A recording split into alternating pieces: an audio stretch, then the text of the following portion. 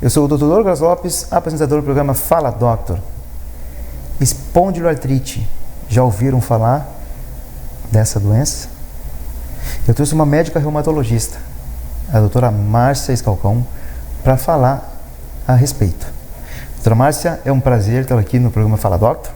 Lembrando que o doctor aqui é você e quem está nos assistindo está recebendo informações que muitas vezes não sabe que tipo de doença, o que é isso, mas ela faz parte de outras doenças que talvez elas, quando falar, já vão lembrar do que é.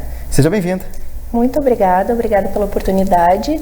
Então vamos falar um pouquinho então sobre as espondiloartrites ou espondiloartropatias.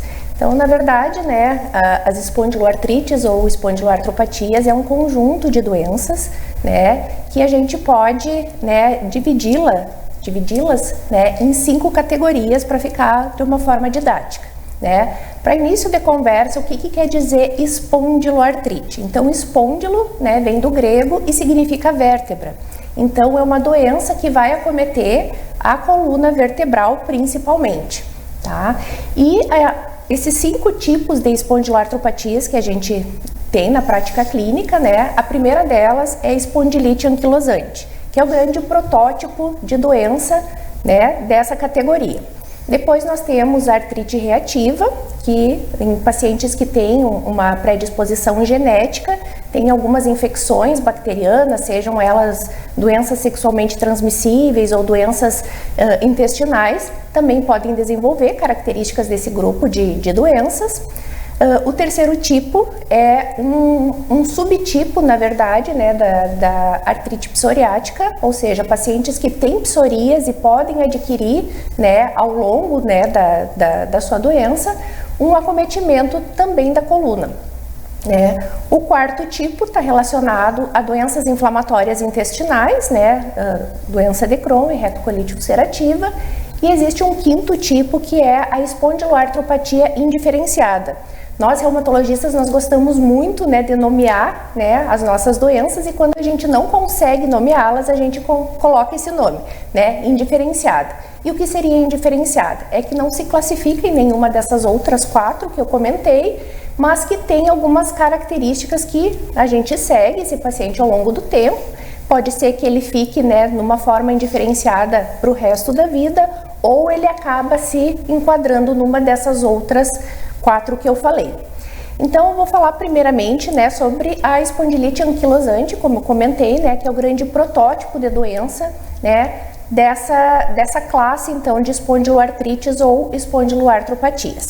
Então, a espondilite anquilosante, ela afeta principalmente homens jovens, e vai acometer a coluna, E qual é a grande diferença, o que nos chama atenção qual é a sintomatologia que nos chama atenção para esse paciente? Então, além de ser um paciente jovem, do sexo masculino, o que acontece é que a dor, ela é pior pela manhã, Então, o paciente acorda de manhã e tem uma rigidez, tem uma dificuldade, de se movimentar, uma dificuldade de movimentar a sua coluna.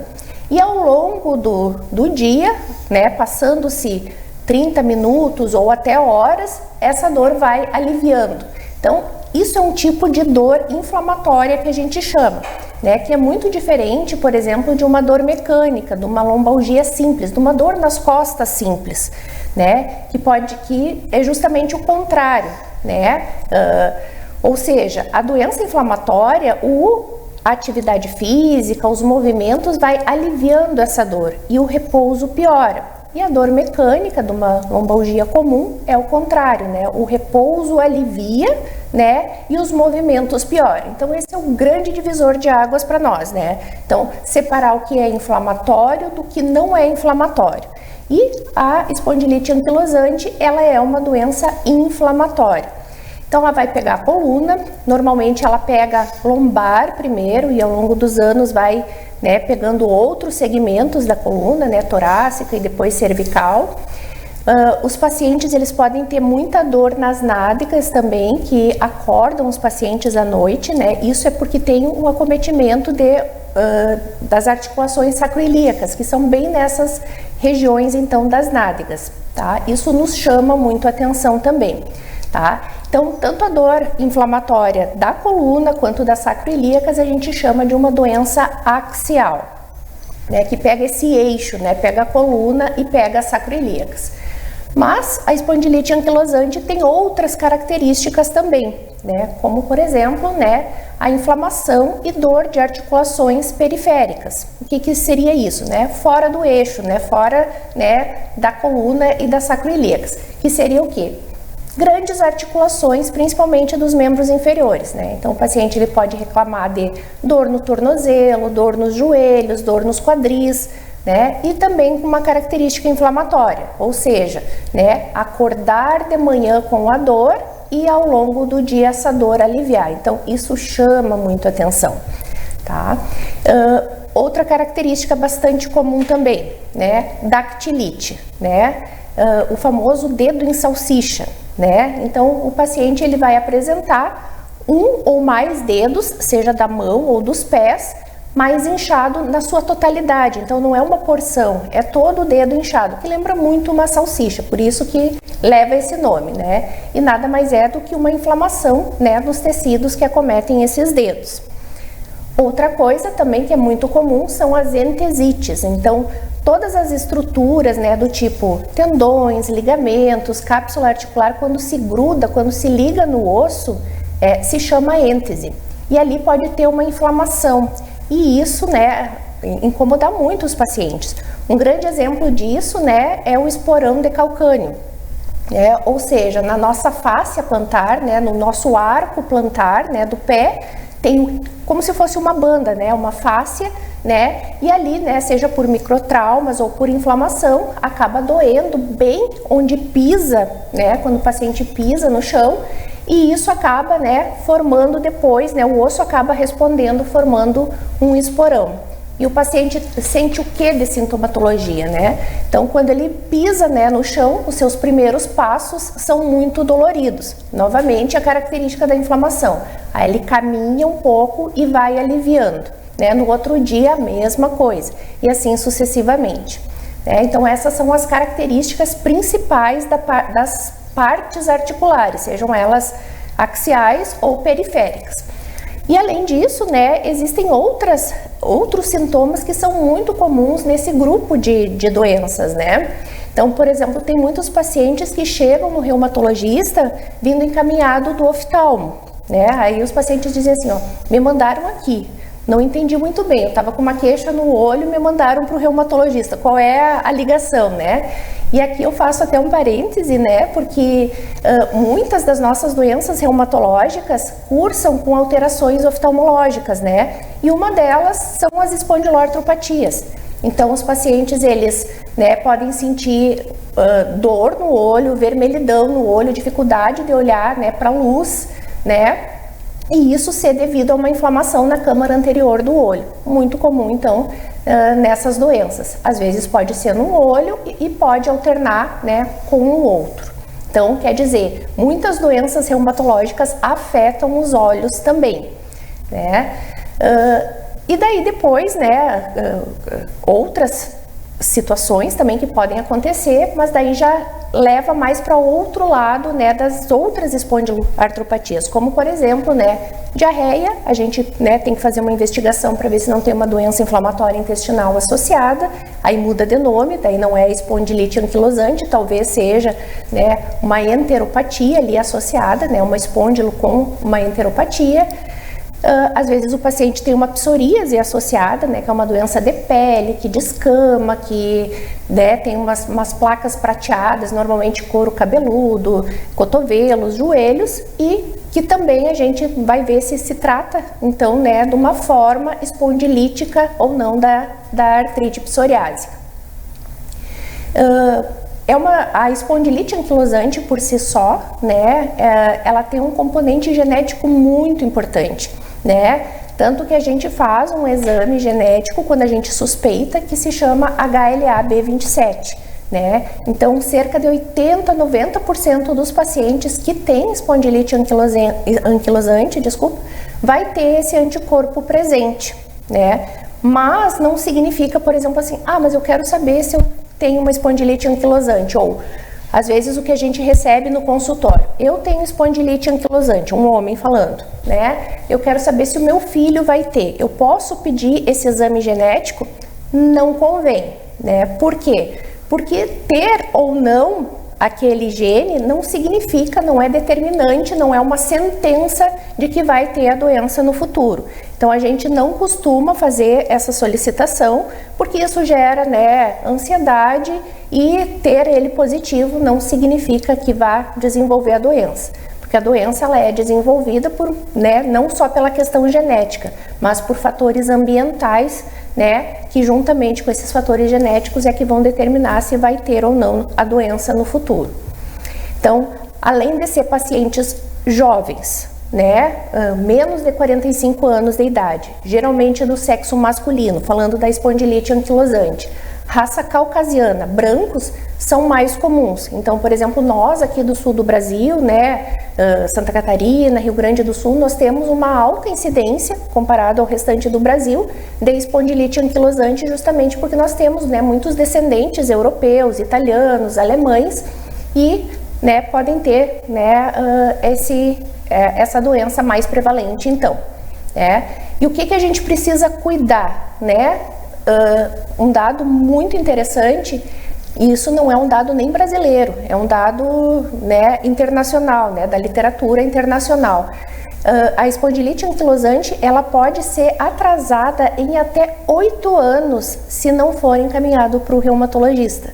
Então, quer dizer, a população não conhece muito bem essa doença, às vezes os próprios profissionais da área de saúde, e aí eu incluo inclusive médicos, talvez não se deem conta, né, de que possam estar diante de pacientes com espondilite anquilosante, e esse paciente ficar, né, pipocando de um médico para outro, usando um pouco de anti-inflamatório aqui, ali, esfriando o processo, mas não fazendo um tratamento adequado. E o que seria um tratamento não adequado? O que traria para o paciente? Uma deformidade, né, dificuldade de mobilização, né, e isso ser algo permanente, né, com dificuldade de mobilização simples, né, do pescoço, ter dificuldade, por exemplo, para dirigir, porque não consegue movimentar, né, coisas do dia a dia ficarem muito dificultosas em função, né, da anquilose, ou seja, porque a coluna ela vai se grudando, né?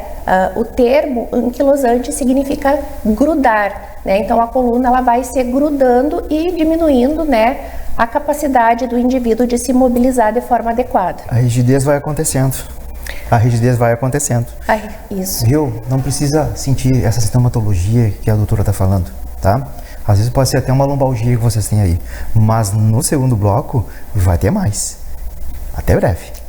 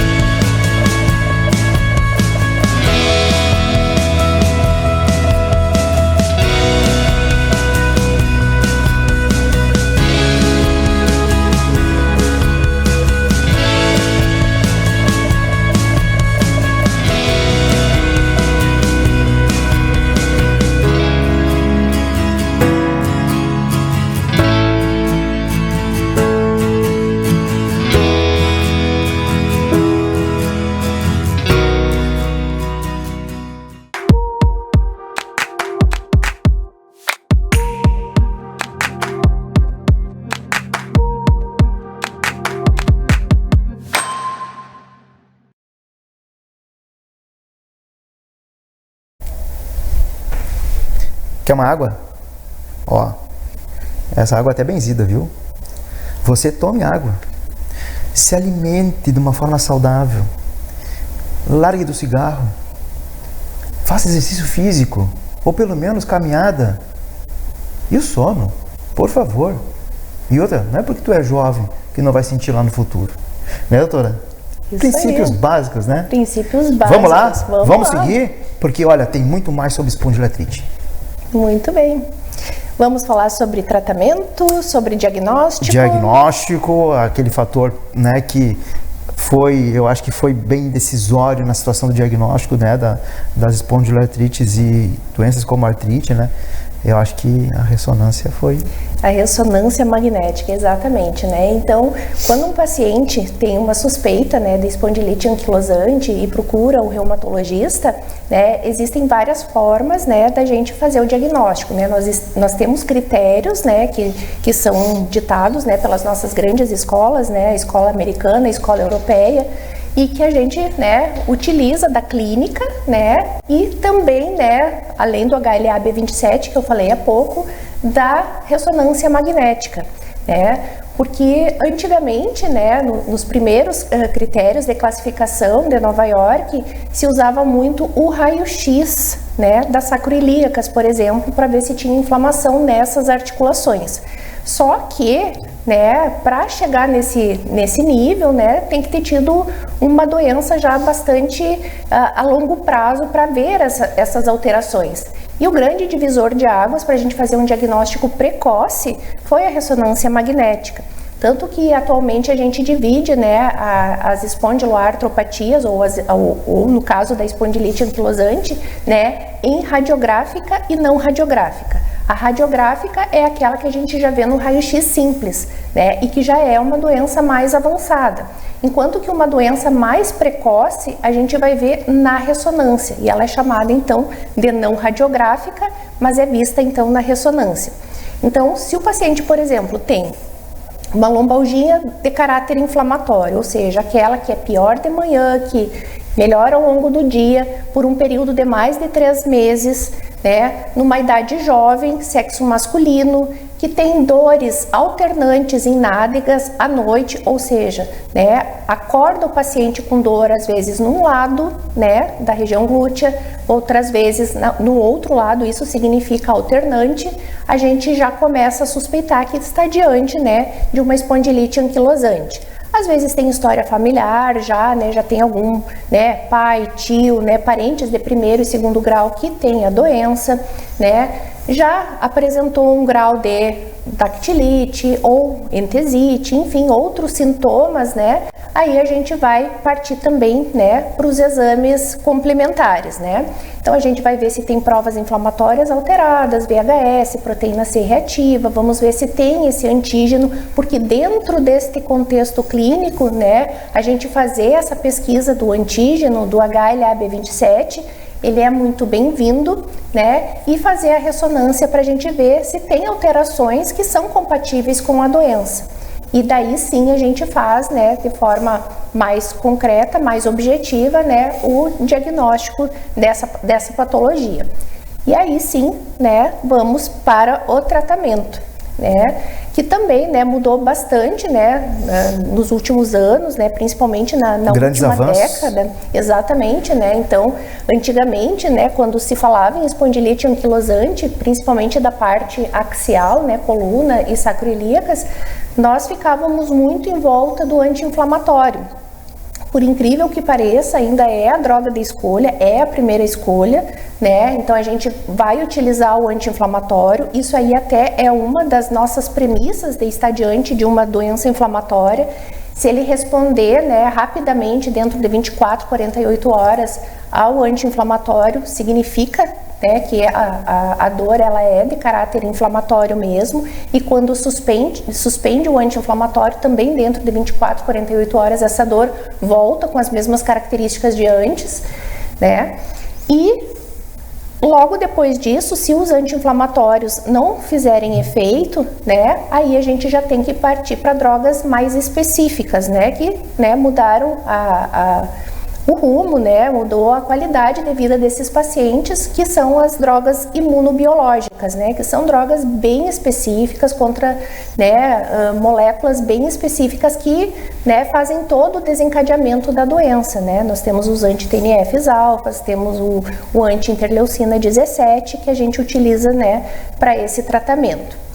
Quando são formas mais periféricas, ou seja, que foge ali da coluna, nós temos outras drogas também antes de usar os imunobiológicos, né? Então, metotrexate, sulfasalazina, né? Mas então o médico reumatologista ele tem que fazer essa distinção, né? O que está gritando mais naquele paciente? É a parte axial, é a parte periférica, e aí propor um tratamento para esse paciente, né? Quem prescreve esse tipo de medicação é o reumatologista mesmo, né? Tem que ter experiência com esse tipo de drogas, né? A gente precisa ter, né, vários protocolos, né, para iniciar, né? Tem que ter uma avaliação bem criteriosa para ver se não tem tuberculose ativa, ou se teve, né, algum contato com alguém com tuberculose no passado e que tenha que fazer uma profilaxia para iniciar essas medicações.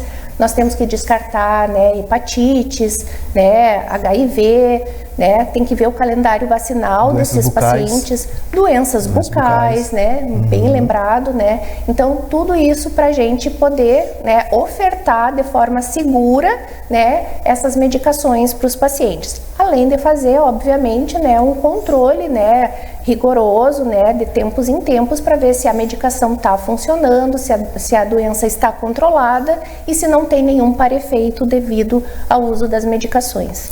Ela é uma doença autoimune inflamatória que não tem cura, mas tem tratamento. Exatamente, né? Essa coisa de dizer que não tem cura, às vezes, né, parece assusta, né? Parece uma sentença, né? Mas se a gente for pensar, né, diabetes, hipertensão, diversas doenças, né, que são mais prevalentes, né, no nosso meio, também não tem cura, né, mas parece que as pessoas não se assustam tanto com isso. Agora, quando diz assim, ó, que um reumatismo não tem cura, né, se assusta um pouco. Mas o que acontece? As pessoas, né, com tratamento adequado têm uma vida normal, né, façam as atividades, né, não vão ter incapacidade se forem, né, diagnosticadas de forma muito precoce, né, e é isso que a gente quer: diagnóstico precoce, tratamento adequado para permitir uma vida, né, plena para esses pacientes. Novo estilo de vida. Exatamente. Entrar nesse barco, né, falando também sobre a alimentação, né, que daí aí entra o tratamento multidisciplinar. Entra nutricionista, entra fisioterapeuta, o educador físico, né? Mais o reumatologista.